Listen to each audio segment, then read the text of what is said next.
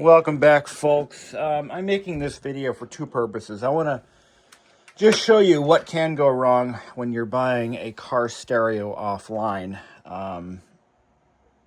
And I also am doing this to document the situation for the client. This particular client bought this radio to be restored by me. And I restore a ton of these Pioneers. This is what he sent me. This is the faceplate. You can see it's got some damaged buttons. We knew that from the get-go. And I quoted him a price to, reflect that, because I have to replace those buttons with, obviously buttons from a parts unit. And I do have some parts on hand, but not a ton. But this radio wouldn't power on. It was getting power. I could see a clock. It was lighting up, but it would not turn on. Now I know why. This radio is absolutely destroyed. You can see there's a ton of corrosion here. And specifically, it's inside the unit. So I can see the cassette deck is pretty well corroded. There's corrosion on the body sonic unit, but that might be okay. But this thing is done for. In other words, it is a parts unit. At this point, it is merely a parts unit and nothing more. And I'm going to reach out to this client and explain the situation. And I hate these. I hate having to do this. But again, I'm making this video as a CYA. But you can see here in the CD player mechanism, in this ribbon cable, this ribbon cable is corroded badly. This is not usable anymore. There's corrosion on the ribbon cable on the faceplate. But that might be okay. That might be fine. We might be able to salvage the faceplate. What concerns me greatly is the main board underneath is probably also destroyed.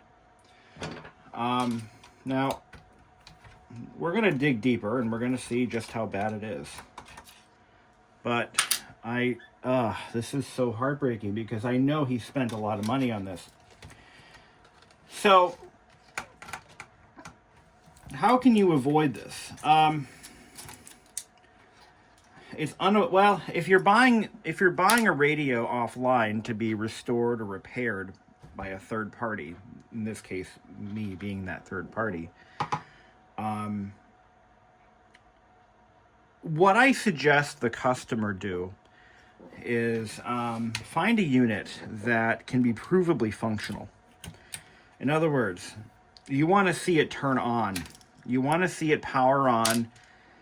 The CD player, the cassette deck may not work. The amplifier may not put out any juice. That's okay, because that is what I'm here to fix.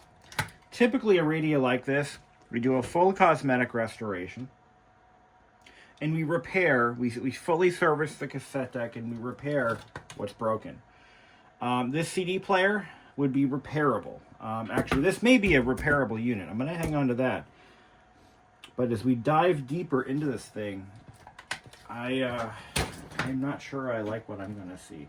Now, in this particular case, there are two versions of this stereo that was used on the Mazda Miata. There was the pre-1994 version, and then there was the 1994 version.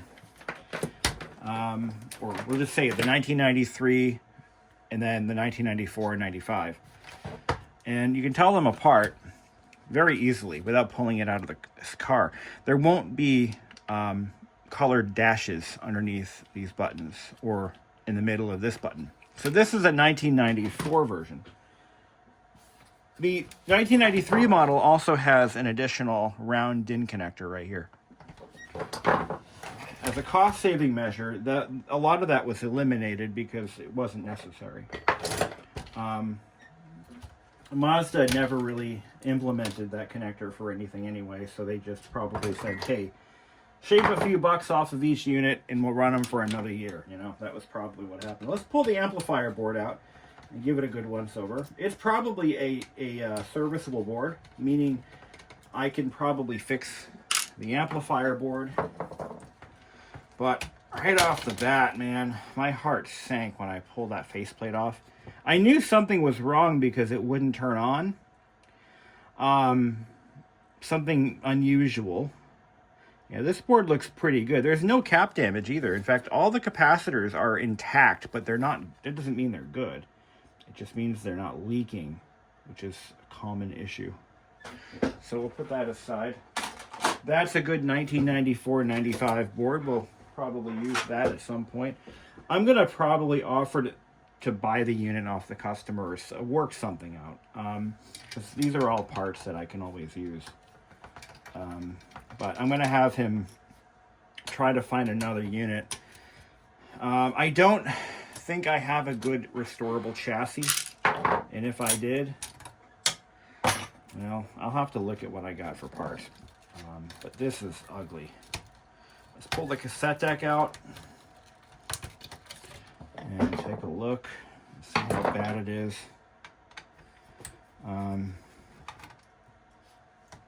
We don't know if there's any collateral damage from all that corrosion. Now, why is it so bad? Why is it corroded? That's easy. It's from a convertible. That's it. I mean, I just did a stereo for a customer. He sent me 2 units. I told him the first one he sent me, the CD player was irreparable. There was some nylon components in there that were broken. And probably from, God only knows what happened to it, but all right, let's take a look at our cassette deck. So let's pull the, there's some corrosion on the bottom here. That's not too bad. That's not terrible. You know, I might actually be able to get this going. Let's just see how bad the cassette deck is before we go any further. If the corrosion didn't get to any of the important bits, we might be in luck. Because I'm looking at the... if the corrosion extended like out this way, that would indicate there was a lot of water in there, but... first things first, we got to pull this belt off. So these belts like to melt. So you want to take that off very carefully. Looks like someone's been in here before. I see a lot of black grease. What year is this made? This is definitely a 90... Yeah, in June of 94, so probably one of the last ever made, actually. Let me just throw a clean, fresh belt on that, just so that it can cycle for a power on check. Maybe Lady Luck is going to look down upon us and give us a pass. Maybe not. But the unit doesn't power on, so that's symptom number 1. Out of the ordinary, not typical for these units, they usually at least power on. We put in a CD and stuff happens. All right, all the... Come on now. Come on. All right. So I get a lot of customers asking me if I can do the stereo repair and just not fix the cassette deck because they don't listen to cassettes. And for some stereos, that is an option. It's not going to save you much because I bundle my prices, so I have to then do a la carte. But for this particular stereo to function, the cassette deck has to work. Or at the very least, it has to be able to be reset to its default positions. It can't be in an in-between state, to put it one way. So it kind of has to be there. So this cable right here, this is going to need to be replaced. And what I'll do is I have some scrap main boards. I will just remove it and replace it with a new one, or a good use one. But for the tests, I need to at least remove this corrosion. I want to use a little bit of steel wool. And we're going to clean those contacts as best as we can. What scares me, though, is the corrosion. It really is in the cable. So it's between the laminate, and that's just not great. That's not ideal. We don't want that. But what we don't want is a short circuit. So we're going to just clean that off as best as we can. Well, it's going to have to do for now. I'll spray a little bit of deoxit in the ribbon cable, and I'm going to just put this cassette deck back in. If there's any corrosion in the main, yeah, let's look underneath here. That might be okay. All right. Maybe I panicked. But in order for me to save this radio, it has to be, you know, in good terrible condition. That's kind of paramount right there. Put these screws in here. I've been getting, all of a sudden, I've been getting a lot of these units. It just happened overnight. Like, I just got 7 new quote requests for all different units. Not just Mazdas. But 7 requests yesterday. And I've been beating those up, trying to get them quoted out, and trying to be somewhat competitive with my pricing. So that's what I'm dealing with now. But I've been, all of a sudden, I haven't gotten any of these body sonic stereos for a while, and suddenly they just start coming in. And that happens. So we're going to fold that out of the way. Go ahead and, this looks pretty safe. I don't see any corrosion on this, which would be a bad thing if we did. So, get some canned air. I'm going to clean up the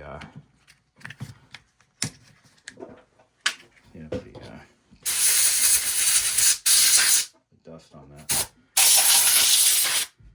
Gotta get the dust out of there. Need a bigger desk. All right, that goes like that. So in a typical restoration for one of these body sonic stereos, you know, obviously every board in this unit will get all new capacitors. That's, you know, that's pretty much the starting point right there. But yeah, this corrosion on that right there is probably what's causing our grief. Most of it anyway. All right, let's clean that up. Get all that green corrosion off. What we'll do, you know, this may be all right. So as long as there's no damage to the CPU board, it should be all right. And now that I have a good look at, I've had a good look at this thing, I feel a little better about it. I was kind of freaking out, panicking, if you will. Where is my deoxit?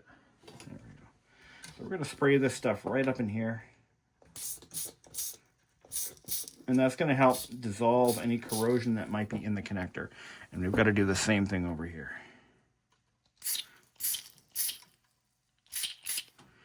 Now, looking at the top surface of the CD control board, it looks all right. I don't see anything scary. But something like this is inevitable on a convertible. I mean, it's just, if you've ever owned a convertible or ridden in one, you know what I mean. You know that rain happens. And what is with these cans? All of a sudden, the canned air industry and the WD-40 industry, they just don't know how to make nozzles that don't break. And at the price they charge me for these, you think they could figure that out? It's ridiculous. It's utterly ridiculous. So I have to salvage the nozzle from another can and hope this one doesn't break again. Yeah. What the hell? Anyway. All right. So I guess it looks worse than it is. Well, we'll find out in a second. All right, let's put this together. We don't need the CD neck. We'll leave that out for now, but we're going to power test it as just a bare unit. Deoxit. Let it do its magic. Spray the CD neck cable. The Good stuff. It has saved me so much hassle ever since I started using it regularly. All right. It is dielectric, so it won't short circuit. It will just, there we go. Let's put that in like that. That in like that. And if we're lucky, there was no additional damage from the short that was present for God only knows how long. All right, ground it out. Let's see what we get. Okay. Oh, turns on now. I'm getting audio from only one speaker, but that's just because the balance is off. There we go. Mute is on.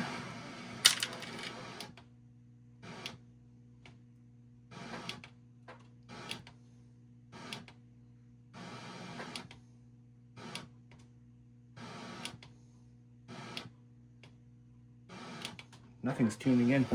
Oh, the antenna's disconnected. There we go.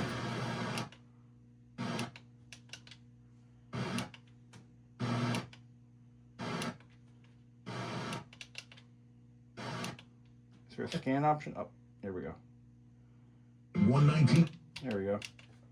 It's to Manchester Public Television Service in Manchester, New Hampshire. AM. AM works. 53@gmail.com or through our website at wmnhradio.org. All right. Attention passengers, we've now reached our destination. It's 8 o'clock. Yep, everything seems to be working. All right, let's check out the cassette deck. Now, we just put a new belt in there. There are still 2 more belts to change. And let's just see if it loads. Okay. Ooh. Nope. All right. So...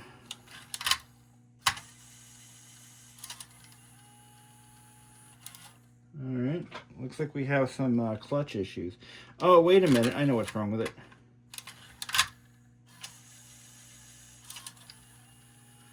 Yeah. Okay. There are 2 1.2 inch belts. One here, one here.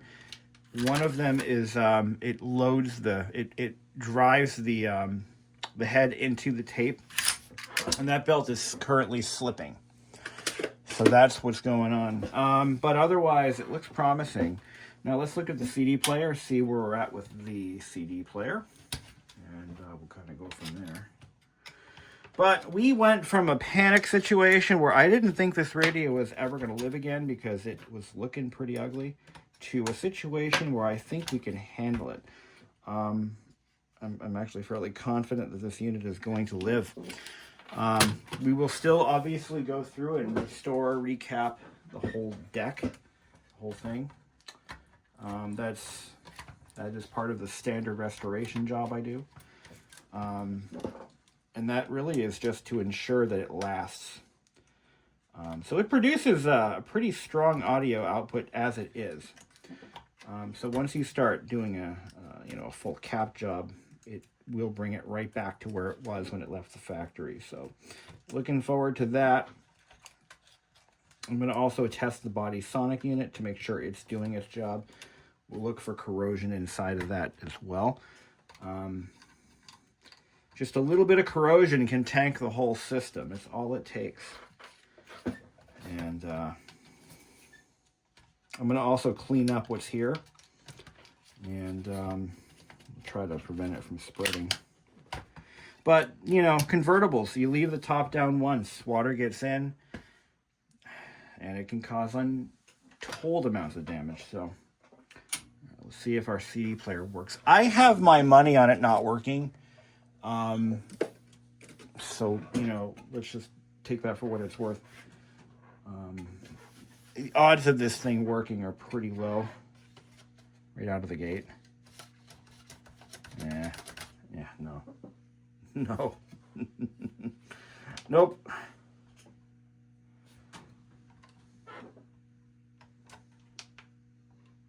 Not one even turn. Oh, you know what? Aha.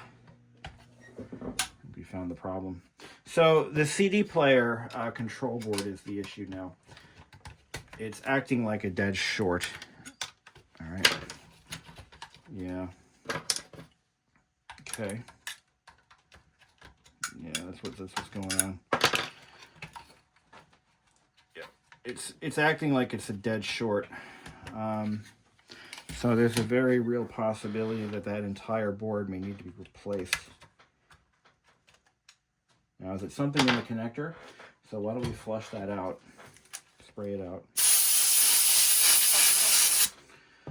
Obviously can't see inside there very well. We'll put this back in and hope for the best. There we go. Connect that back up. Pardon my mess. My bench is a complete disaster.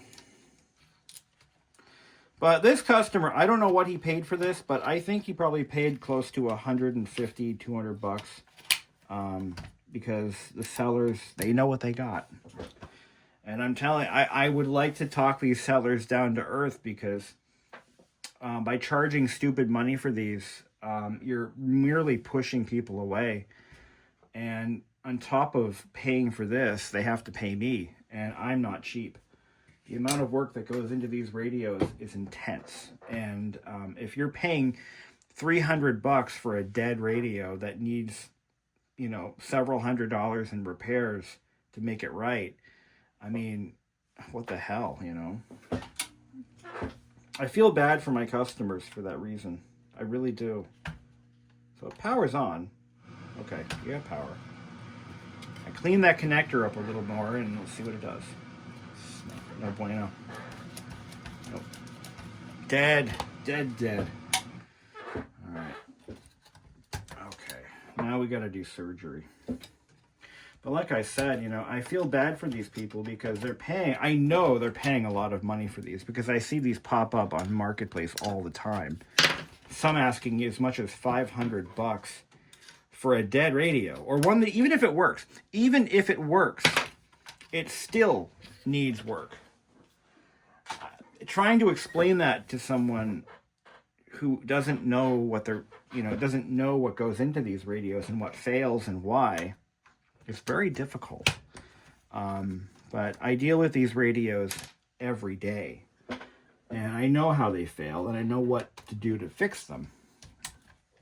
And it's just it's so gut-wrenching because I try to remain neutral, you know. I'm just the guy who repairs them. I mean, I have customers as far away as Germany knocking my door down to get their radios fixed. I actually have one coming in from Germany. It should be here any day now. And he couldn't find anyone locally to work on the unit, and he sees that I obviously do a ton of these. And he was like, hey, can you help me out? And I said, absolutely. All right. What do we got? All right. Yeah, smoking gun. I got the smoking gun. There is some corrosion right here, indicating some possible liquid exposure at some point. The cable looks all right. We don't think that's the problem. I think this board is dead slow. We're going to have to pull this out. Now, I have more of these boards, but I'd rather not exhaust my supply, which is limited as it is.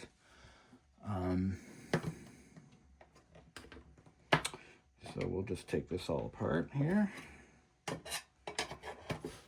I'm not sure I want to bother recapping this one, or if I'm going to just scrap it and get him another board. And I hate to say it, but that's going to have to cost him a little extra, because you think, yeah, he paid a lot of money for this. Well, unfortunately, I got to pay the same money just to get the parts out of them. So, you know, it's It's unfortunate, but if you want your factory radio, in this case for a 93 Miata LE, actually no, this is out of a 94 or 5. But if you got one of those cars and you need that radio to complete your dream, it's gonna cost you. All right, so we have some corrosion right in this. Well, maybe not. Maybe not. There is a little bit of water damage, especially right in there. Let's see. The magnifier here. So, oh yeah, some water got in there. It did the galvanic thing. It corroded and it did its job. Yep, it got everywhere. So, given the nature of the beast,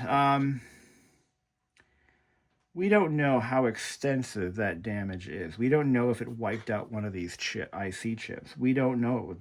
We don't know the extent, and it's very difficult to really get a gauge on that. So, my suggestion today is we just find another CD control board, which I have a few of them in my little parts inventory here. I should have a couple of them. Here's one. I don't know what the working state of this one is, but it obviously is in better shape. Obviously, it's going to need a recap. But what I want to do now is I want to at least, let's just put it in and see what it does. Just see where we're at and go from there. Sound fair? Okay, let's do it. What's the orientation? What's the orientation? I'm going to take his cabling.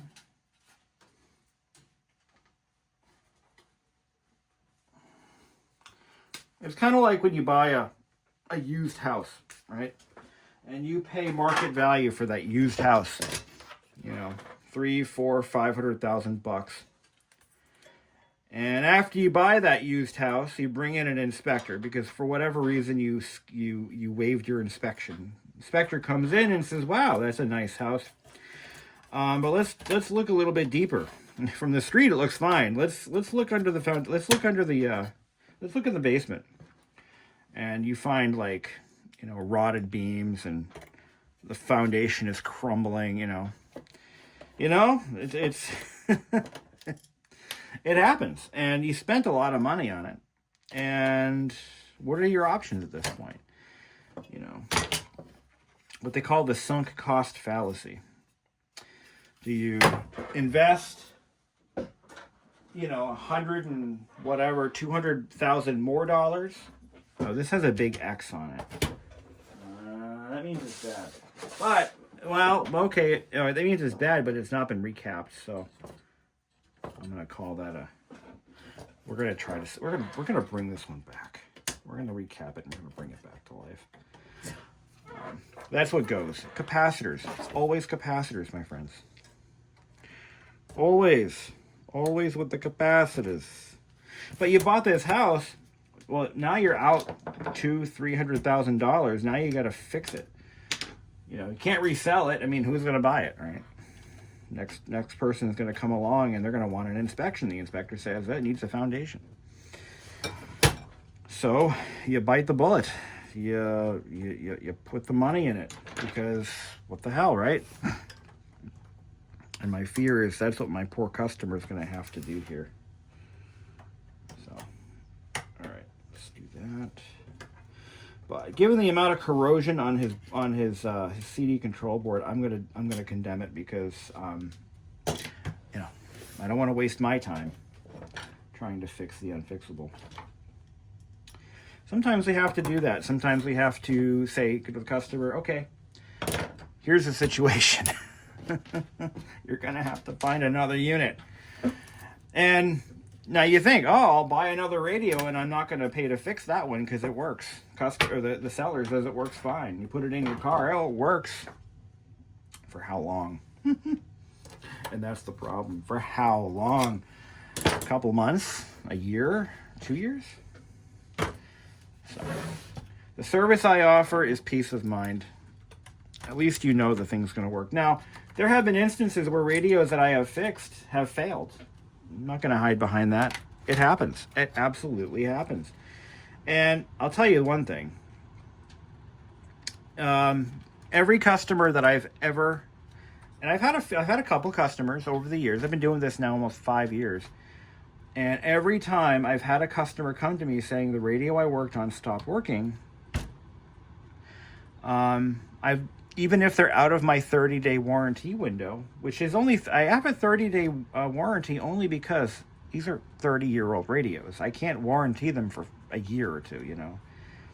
It would make no economic sense. But I will tell you this. Off the books, or off the record, I have never turned a customer down. If a customer comes to me and I restored the radio 5 years ago, and they need a repair done, and it was something that I worked on, and it's unrelated to the work I did, if it's related to the work I did, I have never turned a customer's request down. Now, I might charge for shipping, I might charge a nominal bench fee, but I'm not going to go, you know, I'm not going to take them through the cleaners, because that's just not good business. I work on referrals. All of my customers are referrals. I would say nearly all. How many customers have I had so far? Christ. 400 customers, maybe 400 customers that I've had over the past 5 years. All of them have been referrals. And in a business like this, your past customers are worth their weight in gold, because they're the ones who are going to sing your praises or drag your name through the mud. I don't think anyone's dragged my name through the mud yet, but it's bound to happen. It comes with the territory. All right, let's fire it up. It's bound to happen. Someone's going to get pissed off by something I did, and they're going to tell their friends, and they're going to say, don't hire that Bishop guy because he's a dick. And I'm hoping that day never happens, or never comes, but it will. It's just reality. Okay, so nothing. All right, did we connect everything? That's step one. Did we connect everything? I think we did. Will it turn on? Yes.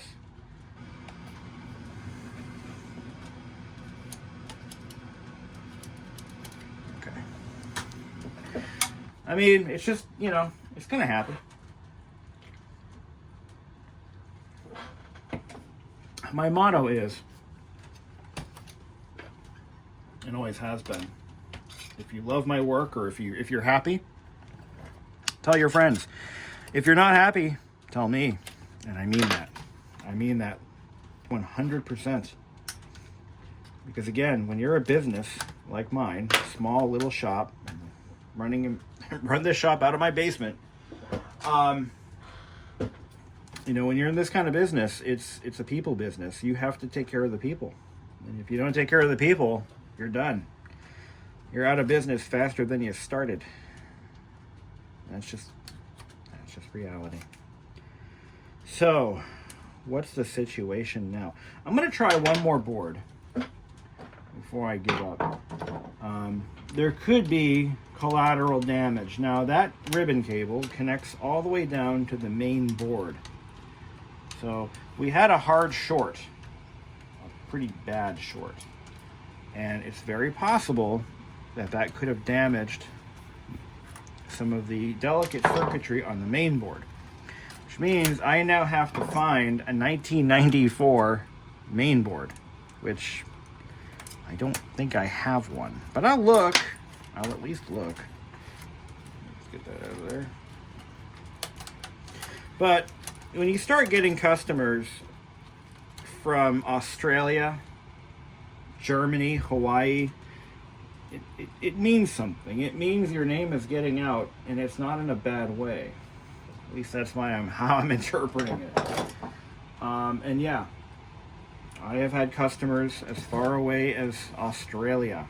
I did a radio for a gentleman, a light restoration, not a full overhaul. I suggested we just do a light restoration. And haven't heard back from the guy, but it did arrive. But he hasn't, I'm going to have to reach out to him. But, you know, my name's gotten out, and hopefully, it's in a good way. But, once again, I value each and every customer, and I do everything I can to make them happy. And even if that means having to take a mulligan once in a while, and yes, I've had to do that too. But I run a legitimate business. You know, everything's on the books. Believe me, I have the tax bill to prove it. And so everything's on the up and up, on the books. I do have insurance. I do have liability insurance. This one says NFG. What do you think that means? It's a partial recap, not a full recap. 10 volt 33, those are the bipolars. Huh. Let's put this one aside. I think I might work on that board separately and see if I can't fix it. Let's try this one. I don't know what the deal is with this one. Original caps. Just give it a try. We're hoping that we find a board that actually works. And one that I can just go ahead and recap without worrying that it's going to be a problem down the road. This is original one, not looking good. If this doesn't work and I have to change out his main board because of my parts shortage, I'm going to have to tell this poor guy that we're going to have to, unfortunately, abandon this radio and just use it as a parts unit. I'll slide him a few bucks for his troubles, and I've had to do that too. Most customers understand. I'm not a miracle worker, but I do my best. Okay. All right. But like I said, you know, it's when you're a small fish in a big pond. Actually, from what I understand, there just aren't that many folks doing this kind of work. And so I almost have, I don't have a monopoly, but there aren't a ton of folks doing this. And, but monopoly or not, whether I have one or not, and I don't. There's actually another guy I found that also works on these particular units, but treat every customer as if you are competing against 200 other people. That's kind of a mentality that I stuck with. You got to understand, the people who raised me, you know, they are my parents. They're still around, but my parents, if nothing else, they have integrity, and to a fault. That's how I was raised. I'm not just saying that. I mean it. You know, my dad, my mom too. You know, you won't find a more honest group of people. Maybe that's why they're still together. I don't know. After 42 years. Here we go. Take 2. We're getting power. Okay, so that's happening. How about the lights? Got some lights out, but that's normal. Okay. There's something more systemic going on here. Let's pull the whole thing apart. Let's take a look and see what we can find on the main board where that ribbon cable connects to. And that ribbon cable could be bad, so we're going to check that too. We're going to check continuity, make sure that there isn't a break in that cable. And there very well could be, and that very well could be the problem. So let's do it. And if that's the case, well, I guess I have no choice. I can either change the cable or I can change the main board. All right. Yeah, this one's not going to be fun. A lot of times, you know, I get one of these in, I already know from the very moment I sat down to very moment I power it on, I know exactly what I'm in for. And then I get thrown something like this. It's got water damage, and we have to figure out how bad it is. Then make a determination based on parts I have on hand if I can even fix the damn thing. Oh yeah, fun stuff. All right, Full system teardown. There we go. Full system teardown. That's what we're going to do. Let's see. I actually do have a partial schematic for these, which is a lucky break. The problem is, it's not a full schematic. It's partial. Is there a screw in there, or am I missing something? What the hell? It's just stuck. There it goes. Pull that out. This board's good, salvageable. I like that. All right, let's pull the deck out.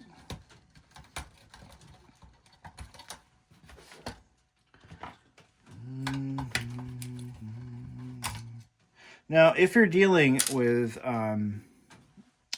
you know, one of these, for a body Sonic specifically, but if you're dealing with one of these, there is a lot of parts interchangeability, even with the RX-7 variant. There's a version of this for the RX-7, and there's also one for the MPV minivan. Same stereo, different flavor. And what you're going to find is, for the most part, there is a lot of interchangeability. The CD player, the cassette deck, the cassette, the Dolby board, that's what it's called. Those are all interchangeable. The faceplate is, the faceplate board is interchangeable amongst all of the variants. The only components that are not interchangeable. Where the hell is my screwdriver? Just a little one. Where'd the big one go? Where'd the big one go? That's right. The only parts that are not interchangeable and need to be carried over as a set. Oh yeah, and the tuner. The tuner board is also interchangeable amongst all the variants. But the one part that you cannot swap out individually is the main board and the amplifier board. Those should be done, they have to be from the same model. And that is because the minivan version is designed for 4 full output speakers. So the controls are a little different. They're mapped differently. The Miata version has body Sonic, and yeah, the controls are just set up a little bit differently, but you know, there are a lot of similarities there. Now, the CD player itself could be part of the problem, like the load sensor could be bad. I didn't ignore that possibility, but it's not likely. I really do want to know what this board looks like, and that's why we're digging. That's why we're digging for potatoes. Let's take a look, see. All right, what do we got? Okay, there's a resistor. We can check those out. Most importantly, though, I want to check for continuity. Okay. I'm going to go from one end to the other and make sure that, like, for example, this pin right here, there's a lot of corrosion there. Now, did it eat through the wire? That's what we want to find out. Like, did it eat through the trace completely? Let's find out. Okay. All right. Put that there. And this one should be here. Okay, it's not broken. How about this one?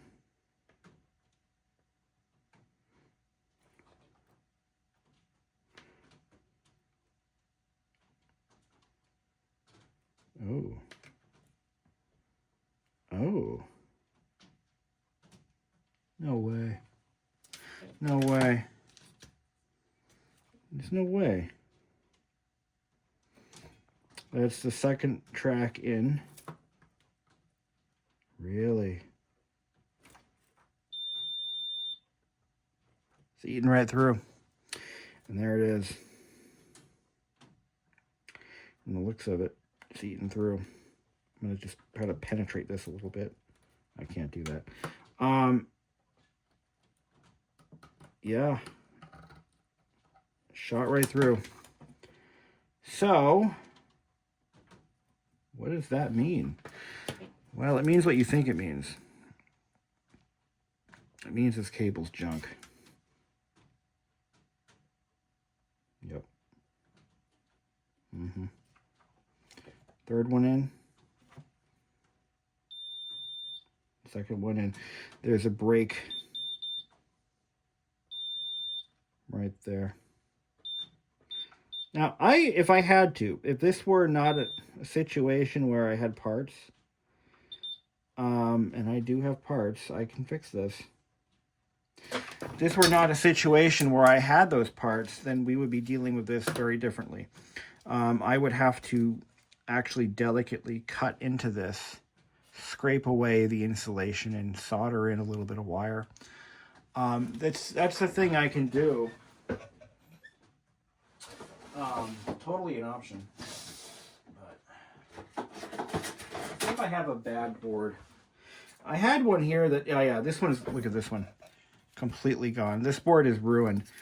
So that's a good donor for that cable, as long as the cable is intact. Let's just verify that this cable is salvageable. We're going to do the same test on this one. All right. Yeah, that's the problem.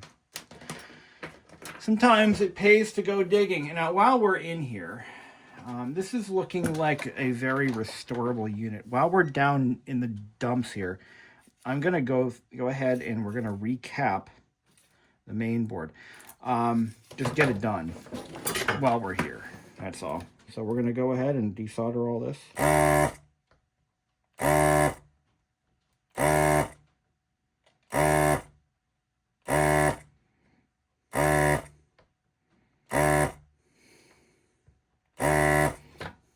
Okay.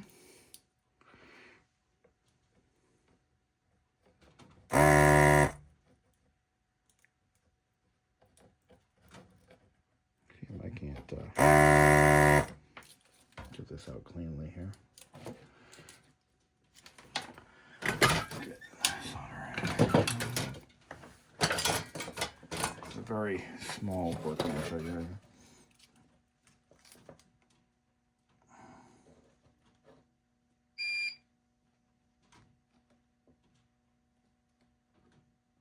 Delicate operation.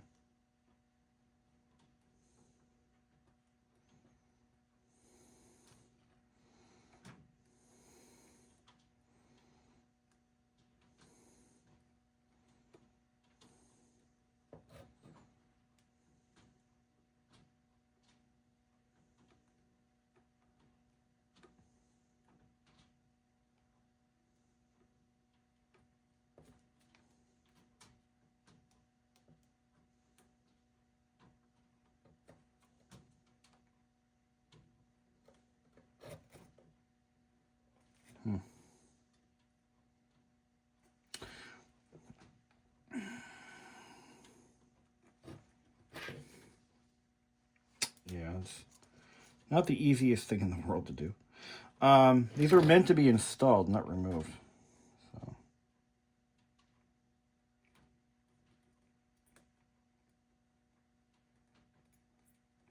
But if you're careful enough, you can do it. Okay. I'm also going to need my hot glue. We're going to need that to glue it down into position. Save that. This is why I save parts, even if they're broken. Because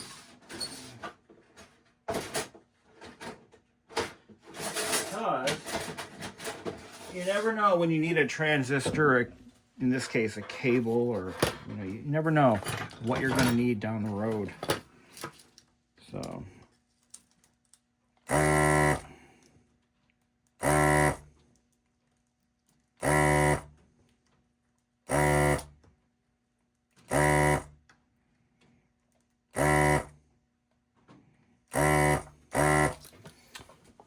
Clogged again? No.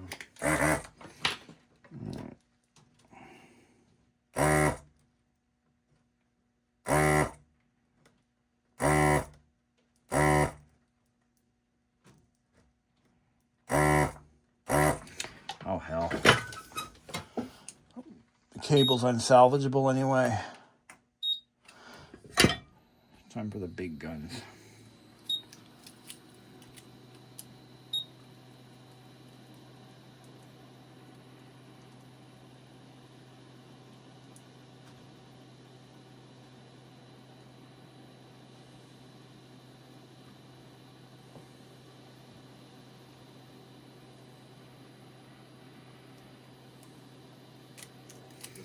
Okay.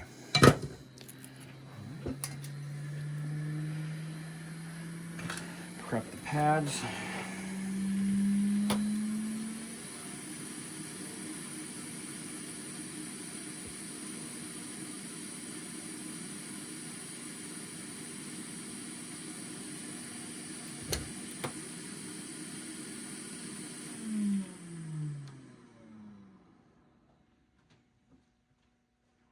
Okay. All right. Cable's in good shape. Yep, it looks pretty good to me. So what I want to do is when that heats up, we're gonna just tack it in place with a little bit of hot glue, right, line it right up where we want it. And then we're gonna drag some solder along it and get it done. That's it. That's all she got. All we got to do. We have one job, and that's it. Hot glue is surprisingly versatile stuff. Line that right up where it needs to be. Just like that. Make sure it's straight. Okay.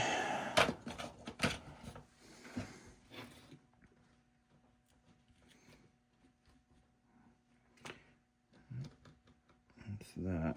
Then we just take our solder.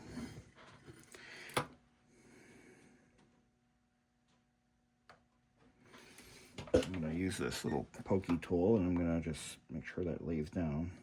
And it's not going to work.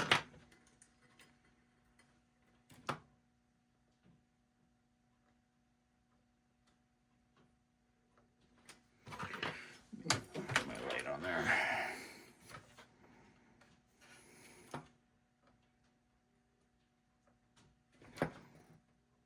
I think that actually did work.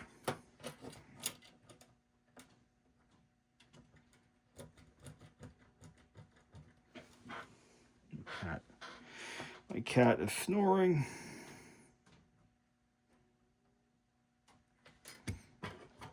Yeah, as long as he's getting some sleep. After a whole day of doing nothing.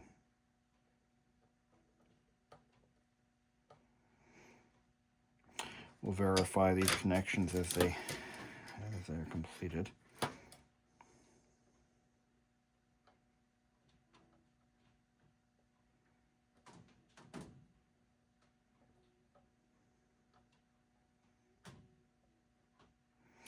So what's happening now is the solder is flowing underneath the cable, and it is making the connection underneath where the cable folds under, and that's where it's happening. So we're going to verify each one.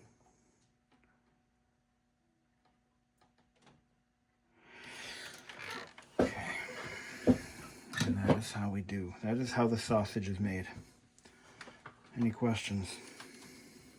All right. I think I've actually had to do this once before, but it wasn't this cable, it was a different one. The outer track, nothing. All right. So this is the outer track. Nothing there. Second one in. Good. Number 3. I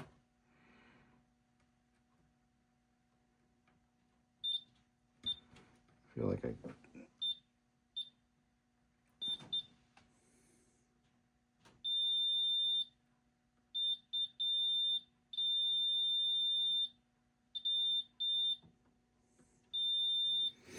okay, that one's good. Number 4.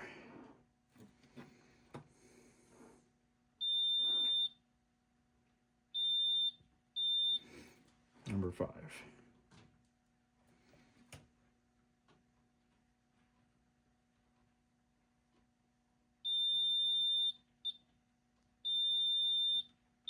Okay, number 6.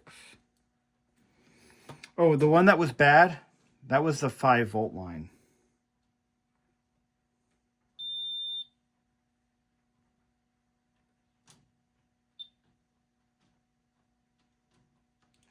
Two, three,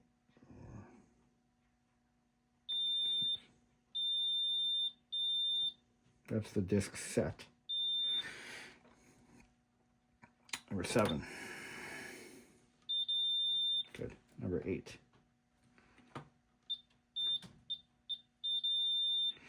And number 9. Number 8 was the 5-volt line, and that was the one that went bad. All but number 1. So let's go back to number 1 and figure out what went wrong.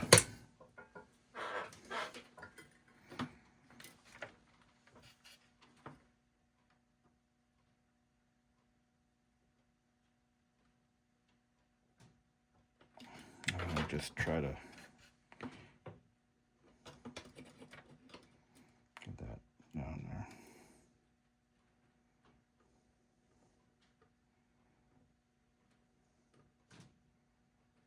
Okay.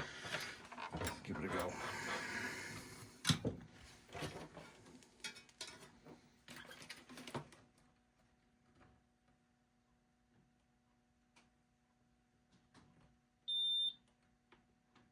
Still no.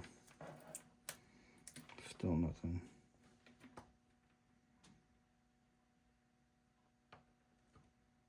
Okay. All right. That should be easily fixable. Yeah, I think we can do that.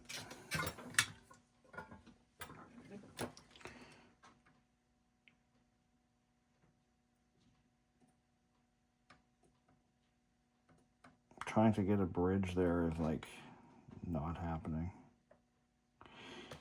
I may have to do something a little more drastic. I think there, yeah, you know why?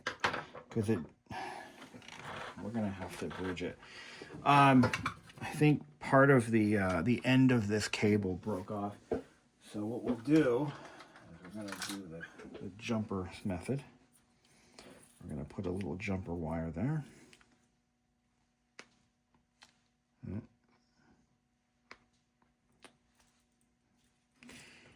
It's all right. That's why God made jumper wire.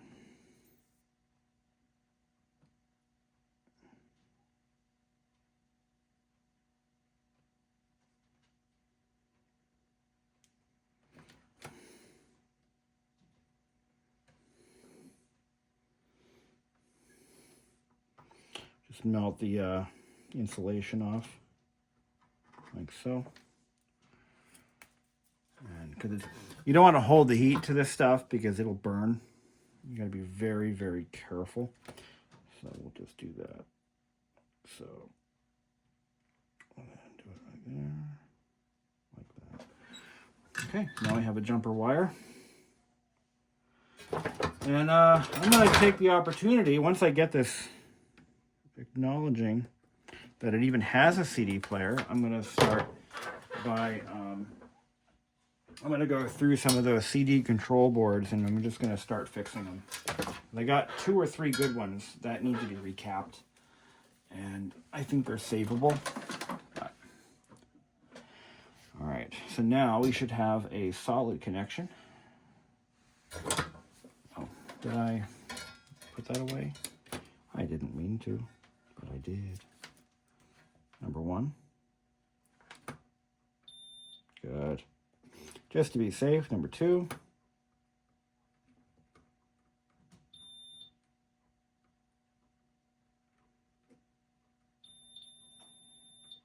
Good.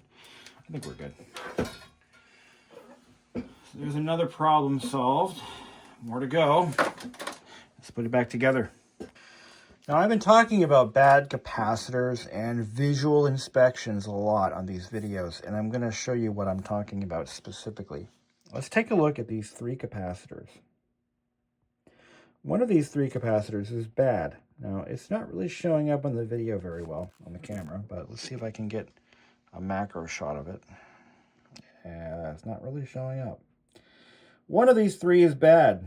Can you tell which one? I'll point to it, and I'll show you exactly what I'm seeing. All right, this is what a good solder joint looks like. Good, bad. Now this one right here, now it shows up more in, I can see it, but the camera doesn't. But it has a very dull finish to it.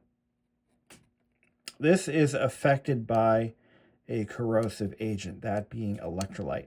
So electrolyte has oozed out of this capacitor, and this is how it begins. So it starts to ooze down the capacitor's leads, and it actually reacts, or it oxidizes the joint. That is kind of a late stage failure. Early stage is you'll start to notice it'll malfunction, it won't sound as good. Depending on what circuit this is in, it'll be obvious or it won't. Let's see, any others? Honestly, no. No, that is the only one that's showing any signs of failure physically, visually. But by the time it gets to this point, it's already too late. It's already causing degraded performance, and in some extreme cases, it is starting to eat the board. So what happens is that electrolyte, over time, will start to wick into and underneath the solder mask, and it will create dark spots. I've had some units in here with that. Actually, I had one. No, I shipped it out today. It's already been fixed. But you'll start to see dark spots on the traces, little dark spots. It may seem harmless at first, but what it is an oxidization of the trace, which is made of copper, and it starts to discolor. And in late stages, it can be completely destroyed. And this is why I push for a full recap of some critical components when a customer sends me a radio. I usually see a lot of it in the tuner. And I always see it, except for this one time, I see it on the amplifier. This is the amplifier board of a Pioneer body sonic stereo. This is the internal amplifier. There's an external amplifier here. I've never really seen any problems with these external amps. They tend to be pretty much bulletproof. So I don't push for a recap, and there's a lot of capacitors in this. There's more capacitors on this one board than this entire freaking stereo. And in my experience, I haven't found a lot of these that have needed a cap job, but some customers will opt for it. I do charge extra for that, because there's so much involved. But this board, typically I see oxidizing on, I'm going to show you exactly which ones. It's usually these in this row here, these 2 here. Sometimes I'll find them over here too. Rarely over here. Sometimes over here. This board doesn't show any visual oxidization, any visible oxidization. So I'm not declaring it good. It just hasn't failed yet, you know. But we could be an early failure where it doesn't put out as much wattage as it's designed to. That's your first indicator of a problem. It's just not putting out the wattage. It might sound a little bit weak. And by the time you can't hear anything, pretty much every cap on this board looks like this. So we don't just replace the one bad one or the one that's obviously bad. We replace all of them because it's pointless to rip this thing out of your dash, ship it halfway across the country or around the world in some cases, just to have me replace a couple of caps, onesie, twosie, only for it to fail again after you spent all that money in shipping and had all that work done on your car to get it out and reinstalled and back out again. So let's go and put this together, and I'm going to recap this board, and I'm going to recap one of my CD control boards, and we're going to give this thing a shot. I'm crossing my fingers. All right, so we've recapped the main board, replaced the cable. I did recap the tuner, but I did not do the... Oh, this has to be plugged in, doesn't it? That might help. Here, I'll plug that in. That's better.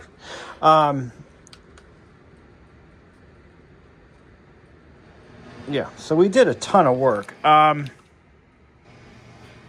So let's try the CD player. Now, the board that's in here now has not been reworked, but it does need to be done. So, ooh, we got loading action. It didn't switch modes. Well, that's interesting.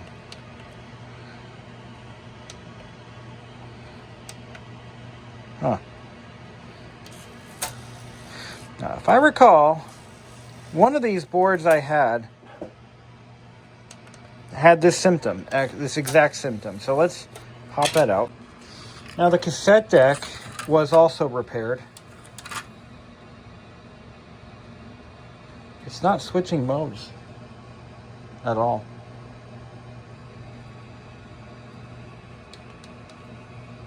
I wonder why that would be.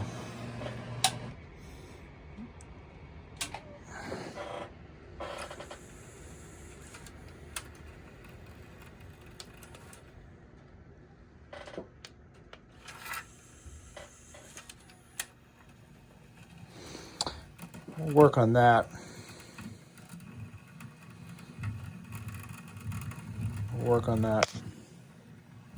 That may be a whole different issue. But the cassette deck is working. I have a cleaning tape in there right now.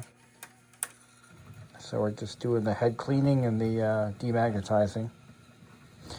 These actually do work. Especially if you have a collection of old cassette tapes. Those cheap little cassette cleaners. This thing is acting a fright. It's acting up. There's something else going on here.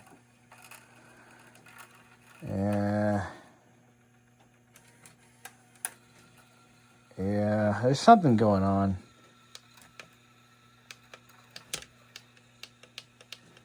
All right. Yeah, we got other problems to contend with here. All right, so I've got the original CD control board back in the unit. I just wanted to see what would happen now that we fixed that 5-volt pin, to see if we get any positive results. And sure enough, it did look good. So with that with the customer's original board back in the unit, it is now, and with that cable repaired, it at least takes in a disc and it attempts to read it, which is something that we could not do before. I do have one of the boards I tried, actually 2 of the boards I tried for my own stock. They were producing some very interesting issues that were causing the control panel to lock out. So that clearly is not ideal. So let's power it on. All right, so unit should turn on, and it does. And I've got a CD here. Should be a good one. Jerky Boys.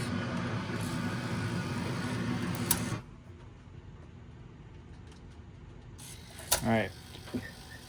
So I have I've gone ahead and I've recapped the customer's original board. Okay, which means that we still need to dial in the laser. So that's what I'm gonna do now. the right size screwdriver. It should be something in between this one right here. So we're going to dial that in. So right now it doesn't do a damn thing. So when the laser has enough power, it will shoot a beam to the disc and it will reflect back. If it doesn't sense a reflected beam, the disc will not spin. That's the principle of the operation.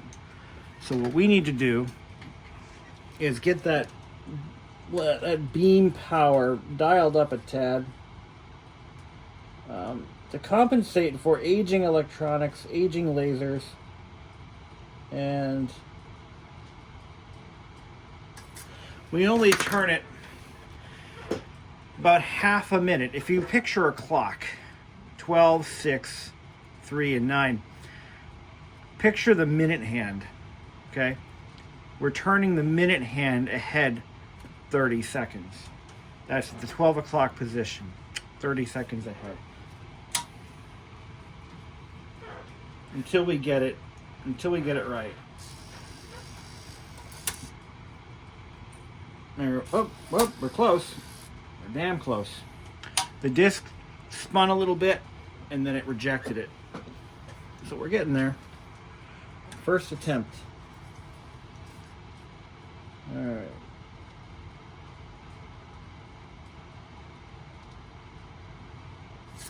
And what I found is this should only be done after recapping the deck, which we've done.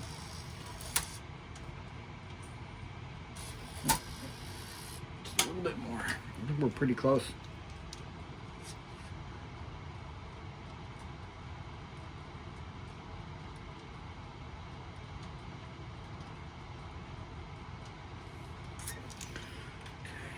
One more time. Now, there we go. And then, now this should be done with an oscilloscope, but I don't have the specs, the jigs, the rigs, or the paperwork. I have a scope, but I don't have anything else, or the test disc that it requires. But with an oscilloscope, you can dial all of these potentiometers or trimmers exactly where they need to be. We don't have that equipment. So we have to do it by sight and sound.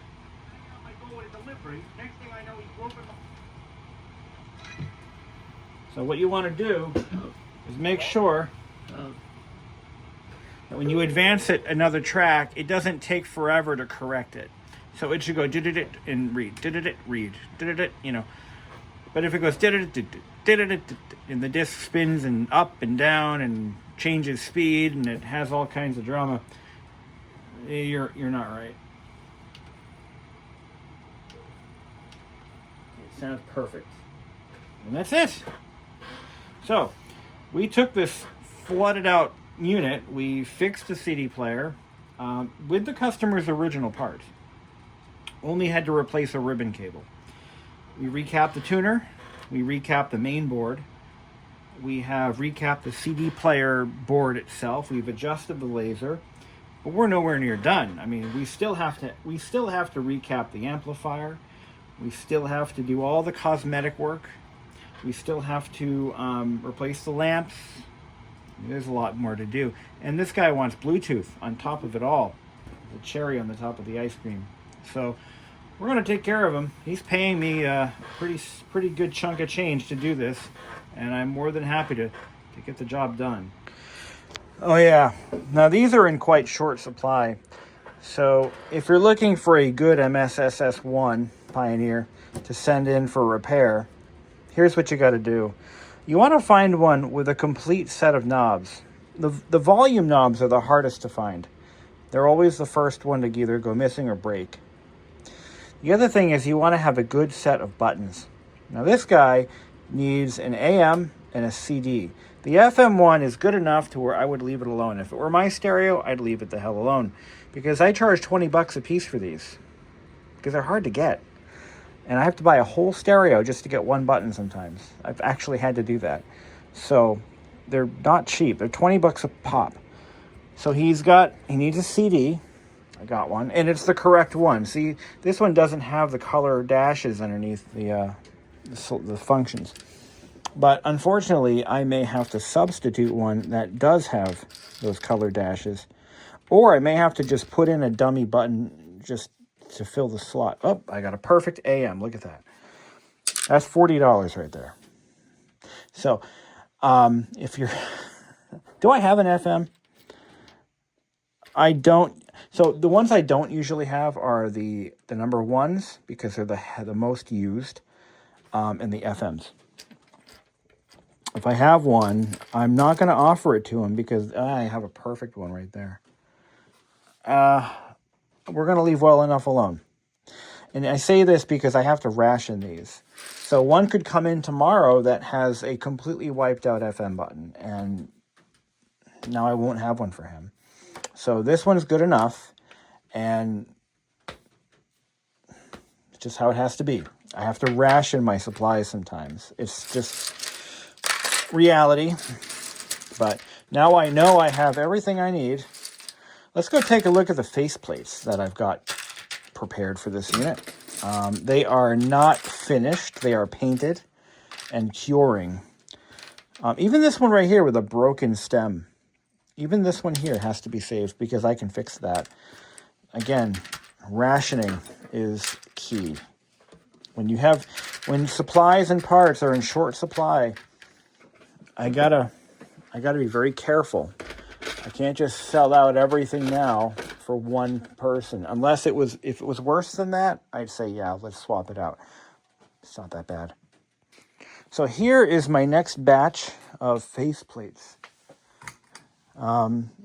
These are already spoken for, but I'm going to hot tank another set because I'm going to be doing his old faceplates, and I have another Pioneer behind him, and I've got a third one coming in from Germany. And all three of them need to be restored. So they're kind of one of those exchange type components. Now I had a radio came in 2 weeks ago, and his faceplates were destroyed. Unfortunately, I had to charge him extra for another set of faceplates. Once again, these stereos aren't cheap. So I have to buy complete units just to get the parts to fix these things. But these are ready to be finished. They need the overlays applied, and they also need the little fiddly bits installed. The CD slot felt plate and a little screen insert that goes here. The ALC on lens that goes in there. So these are the knobs. Again, these are fully cured. They are still curing though, but they're cured enough for installation. Yeah, they should be fine. The materials I use this 2K clear. This is a clear matte. This can is now useless. It's full. Unfortunately, these are activated at the time of use, and they're good for 2 days. That's a $30-odd can of paint. That is now garbage. But this is the top coat, or the base coat. I use the titanium silver. Now, I did a batch of these in satin nickel, and I really liked it. But it's a little bit darker than the factory finish, which is a chrome. So, unfortunately, I could not use... the one in my car is a satin nickel. It's a slightly darker finish, and it's a little bit, I like it. I love it. But to be true to my customers' expectations, I had to go with a lighter color. This is the brightest that I was willing to go.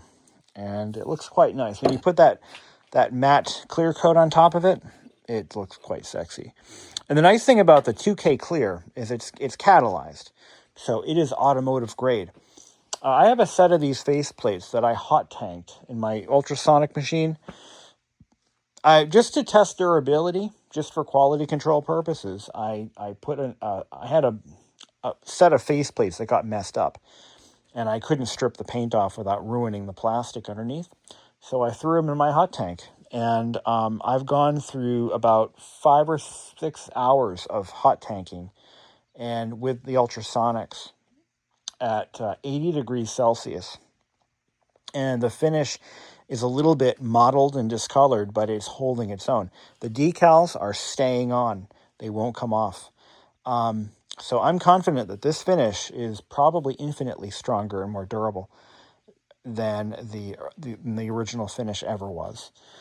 The problem with the original finish is that they used they chrome plated the face plates, and then they applied a UV resistant clear coat that is also matte finish.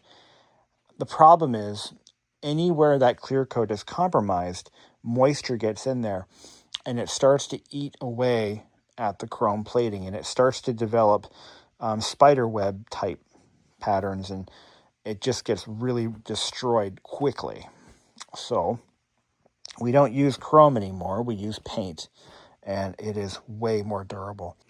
Well, we're plugging away with this unit, and I found there are a couple of segments out on the display. If you look right there, this one's out, that one's out. Let's see. Yeah,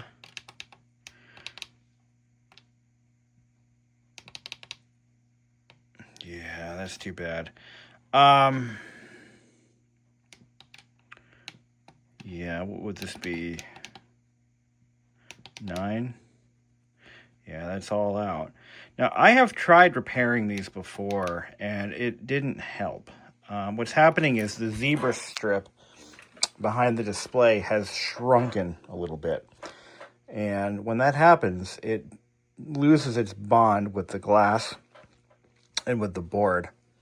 Like I said, I have tried many, many, many ways of repairing them, and replacement is the only option. And I do have, I might have one good display on hand, but I've got a unit coming in from overseas. Like I said earlier, it's on its way from Germany, and I need to make sure that I have everything I need to fix it. Customer spent a lot of money to ship it to me, and I only have so many replacement parts. I've also got a couple more on the way. So I don't know. I don't know. I got this one. This one is not beautiful, and it hasn't been harvested for parts. So let's see if it's any good. So in a case like this, here's what I would do for this customer. I can't obviously replace this for free. Like I said, parts are hard to come by, and I have a very limited supply. We can polish these displays and make them look pretty. That's not the problem. The problem is there is an issue with, like I said, the zebra strip. I have not found a reliable way of fixing this. And that's really a crying shame, because that display is not in bad shape. I mean, the AR coating is gone, but that's pretty typical. So let's put this one in. This one, I don't see any anything visibly on the outside. Let's just connect it and take a look. Usually I'll put notes on these to indicate what the problem is and why it's in my parts bin. This one doesn't have any notes, so let's just take a look. Let's plug it in. There we go. So I got Bluetooth installed. That's all done. That's what this module is right here. It's all wired in, and it's going to get parked right in here. And I'm going to show you some of the modifications I made during the rebuild process to make this fit a little bit nicer. So we'll take a look at that in a second. So this is all hooked up. Let's plug it in, turn it on. What do we got? So this one, obviously the lamps are burnt up. That's typical. So we'll turn the radio on. This is the bottom one, right? Okay. 87.9. Which one's the tuning up? This one. Oh. 89999. Can I do 888? That would be ideal. 98765432188. 8. Ah. This might be it. This might be the solution. 888. 89.1. 88.7, 88.9. There is no 888. There's a 7, 5, 3, 1. But that does.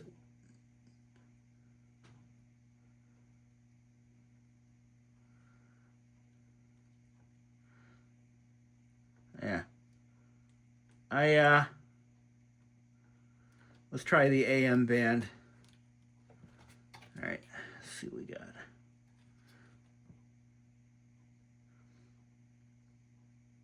Oh, those all end in 0.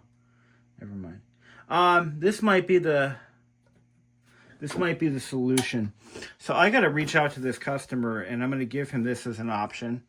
It's going to cost him though, and I'm not going to push him either way. I have a very, very low supply of these.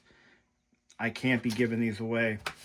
I'm all of a sudden I'm getting a ton of these units, and I gotta really ration my parts inventory. So let's go ahead and polish up this screen. But before I do that, I'm gonna show you what I do to make it all fit together. And you know what? If somebody steals my idea and starts a business and undercuts me and puts me out of business, hey, it's capitalism. But what I do is right on this board here, you'll notice that there are no capacitors except for maybe one, but they're all missing. So what did I do? Just remove them? No. If you look, I have one of those boards here somewhere. I usually have a couple of them kicking around. Today is not the day. Look at my parts bin here. These are all faceplate parts, faceplates, cassette modules. Well, anyway, I guess I can just tell you. All I did was when I replaced the capacitors, I just mounted them underneath. That's all. And there's a pin header that's not used right here. I took that off too. That way I have more space, more room to work. So that module fits quite nicely in that little pocket right there. And that is the only reason. These modules are perfect because they not only do they have the relay cut through feature, but they also are compact enough to fit pretty much anywhere. I worked on a Mercedes-Benz radio that had a Bluetooth mod that somebody else had done. A professional shop did this mod. And the module was about 1.5 times longer than mine. So it was like that long, like the full length plus half, and must have been an older product. I don't see those anymore, but this is what I use, and they just get tucked right in there. I secure them with a little hot glue during reassembly, but otherwise they're fine. They stay there. So there you go. So I did write the Dear John letter to my customer. I gave him 2 choices. He can keep the existing display as is. We'll polish it up, make it look nice, replace the lights. But if he wants a good one, and he's already into this for a little bit of cash, but if he wants the display to be perfect, I can do that. This one checks out fine. And I think I have one more left after that. And I'm saving that for a special project. But bottom line, this thing's pretty much ready to go back together with the new faceplate and, all the nice painted faceplates, the new decals, overlays. It's going to be a nice radio. Whether or not he springs for the extra cost, it'll be a nice unit. CD player's doing great. I gave it another test. Everything sounds good. But what was I getting at? Yeah. So that's the name of the game, my friends. It's a lot of work, but the results are a happy customer. And in this case, it's going into I think this is going into either a black and tan. It's either a black and tan or a red one like mine, package C. But it could also be a, what is that model? I keep saying Type R. It could be an M edition. You know what? I think this came out of an M edition. That would make sense. So here's to hoping for a good outcome for this guy. He seems like a decent dude. And I'm going to share this video to him when it's done. So he'll get to see his unit all apart and under surgery. Until then, you know what? I'll clip in we'll show the finished product. We'll do that.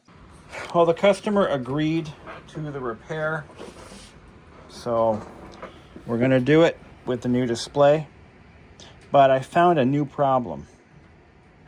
So I had no sound coming out of what would be the door speakers, I believe. And I recapped the board as I initially intended to in the first place, and here's the finished product. But now I'm not getting any sound out of the right channel. So I found that when I did this cap right here, I didn't notice it, but I must have pulled the track out. There's a little bit of a trace that's been cut right there. So we have to fix that. What I'm going to do is I'm going to cut the trace. That's not going to do it. I'm going to have to cut it and terminate it so that it doesn't short out anywhere. And we're going to repair it from the back. We're going to repair it from the back. So I'm going to get this trace, just get it cut cleanly. And it's an easy fix. Very easy fix. Jumper wire fixes all, as they say. But I'm not having much luck getting any tools. I don't want to remove components that I don't have to. But I have to cut it somehow. Hold on. All right, mission accomplished. Now I just have to jump here to here. That's it. Right out to here. Done. I want to point out there are a few. This is a variant that I don't think I've seen before. This is the customer's amplifier board. This is one out of a typical 1994 stereo, and this is a 1993. 3 different boards, same part number. Components have not been populated on this last version. So we lost these 2 capacitors. They would go here. Kind of makes you wonder why they were there in the first place. But there's still pads for them, and they're still labeled. Yeah. So why did they eliminate those caps? Now, they eliminated the straps that were here in this version and this one. The chokes are still in the same spot. Now, this one's just missing parts because this was the one that I had started rebuilding and I gave up on it for some reason. I don't know why. No idea. Watch for changes. There's also a version of this board that belongs in an RX-7, and there's also a version for the MPV minivan. They may be one and the same, but the Miata version is unique because it uses low-watt speakers for the headrests as the rear speakers, and the door speakers are standard. So, okay, right? These are backwards because my speakers are backwards, but it's okay.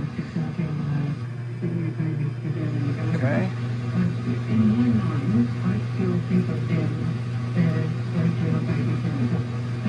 Actually, that goes there.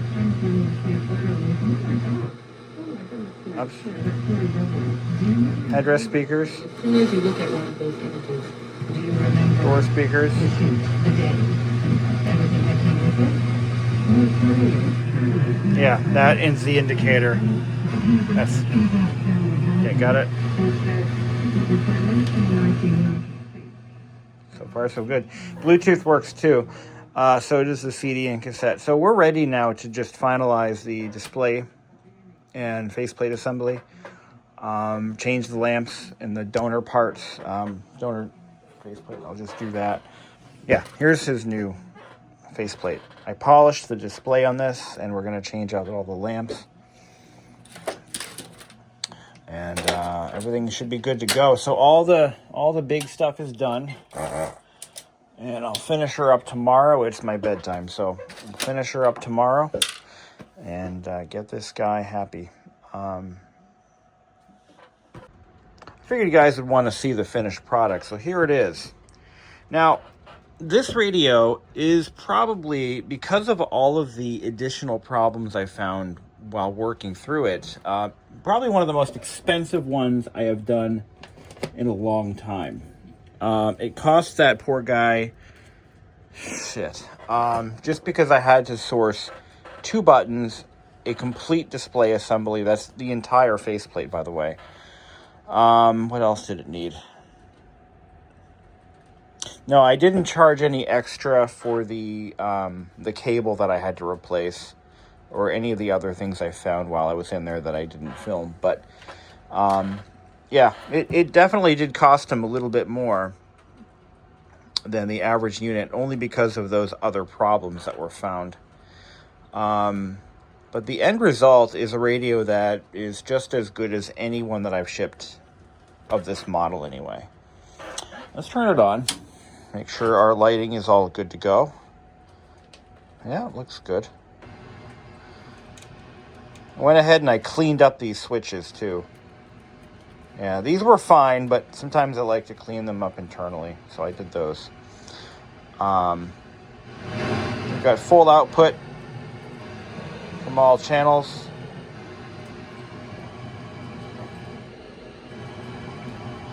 Now, let's talk about this for a sec. The headrest speakers. On this radio, they're mapped to all the way that way. They are limited. The way Mazda specified these radios when they were new is that the headrest speakers don't have full volume. That is how they're designed, and I don't change them. I don't modify them for that. I leave them as they are. I just restore them, and that is all. I had a customer reach out to me today saying, hey, my headrest speakers, they're not as loud as I would like them to be. And I had to explain to him, the radio that he sent me was a Panasonic, and sounded perfectly fine on my bench because I work on so many of them. I can kind of tell, what to expect, and it sounded great, but it bears repeating. The one cosmetic issue that I cannot really solve, and it has to do with my process. So the faceplates are never going to be perfect. I don't have a clean room. I don't have a spray booth. I'm doing these in my basement with ventilation, and that's it. So you're going to get some of these faceplates. They're going to have maybe a piece of dust stuck in the clear coat. But the biggest problem that I have is the decals. Now, these overlays, I have these professionally made. These cost a mint. And the company that makes these has a printing process that would solve my decal problem. If you can see it, yeah, you can see it. Because I use a metallic paint. All right, what happens is there's a metallic base coat, then the decals, and then 2 or 3 coats of clear. So the decals are well protected by the elements and by fingerprints, and they will not come off. I guarantee that. But visually, it affects the reflectivity of the metallics. So what you end up with is you can clearly see where the decals are. And there is not a thing I can do about it that's cost effective. What I mean by that is the company that makes these overlays, I've actually talked to the owner multiple times, and every time I place an order, I go right through him. And it's a big company. I mean, they have global accounts, major manufacturers, so they're legit. They can use a process called pad printing. And pad printing is it's like a gelatinous blob, and it a machine or whatever it comes down over a silk screened. It's kind of like silk. I think they're using a silk screen process, but it goes down over the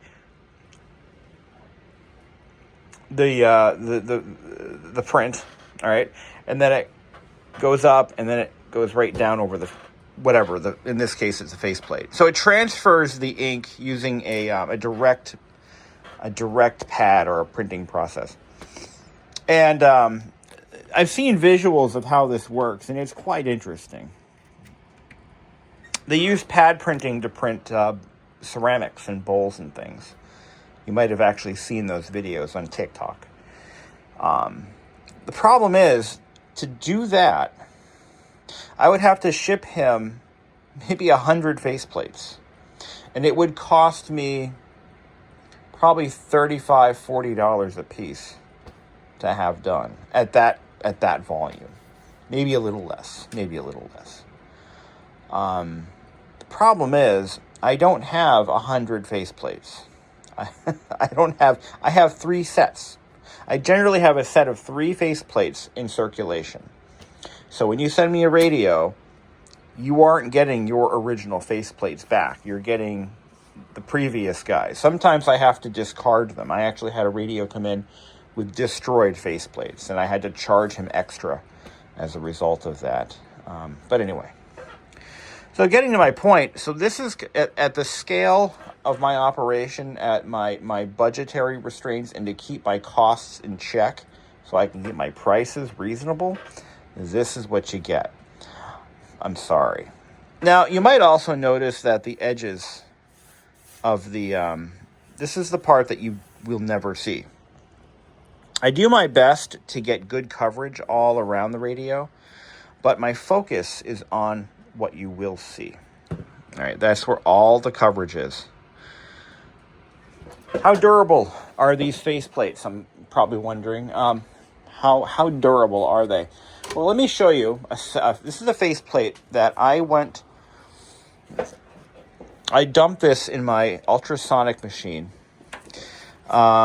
This has probably 6 hours of soaking in ultrasonic cleaning fluid at about 80 degrees Celsius.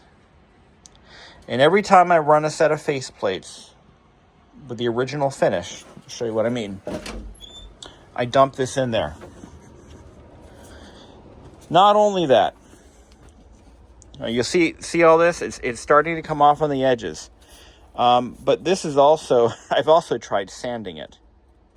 So it started to come off a little bit on the edges. All right.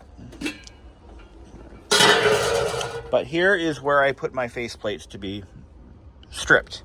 Now, the factory finish is chrome. So this is a factory finish. This is actually the faceplate from that radio that I just showed you. And you can see what happens is the chrome begins to corrode underneath the clear coat.